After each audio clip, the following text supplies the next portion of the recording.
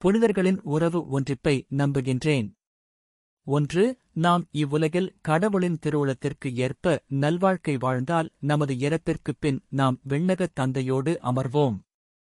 ஆனால் சிறு குற்றங்கள் இருப்பின் விண்ணகத் தந்தையோடு அமர இயலாமல் உத்தரிக்கிற இடத்திற்குச் செல்வோம்.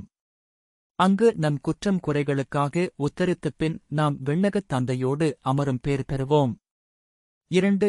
இவ்வுலகில் திருமுழுக்கு பெற்று கடவுளின் அருள் நிலையில் வாழ்கின்ற ஒவ்வொருவரும் உத்தரிக்கிற இடத்தில் உத்தரிக்கின்ற ஆன்மாக்களும் விண்ணகத்தில் கடவுளோடு அமர்ந்திருக்கின்ற வானதூதர்களும் புனிதர்களும் அனைத்து மக்களும் ஒருவர் ஒருவரோடு உறவு கொள்ளும் நிலையில் இருக்கின்றனர். இந்த 3 நிலைகளில் உள்ள ஒருவர் ஒருவரோடும் கிறிஸ்துவோடும் இணைந்துள்ளனர். 3. நாம் புனிதர்கள் வழியாக செபம் செய்யும்போது புனிதர்கள் மேன்மைப்படுத்தப்படுகிறார்கள். அவர்கள் நமக்காக இறைவனிடம் பரிந்து பேசுகிறார்கள். 4.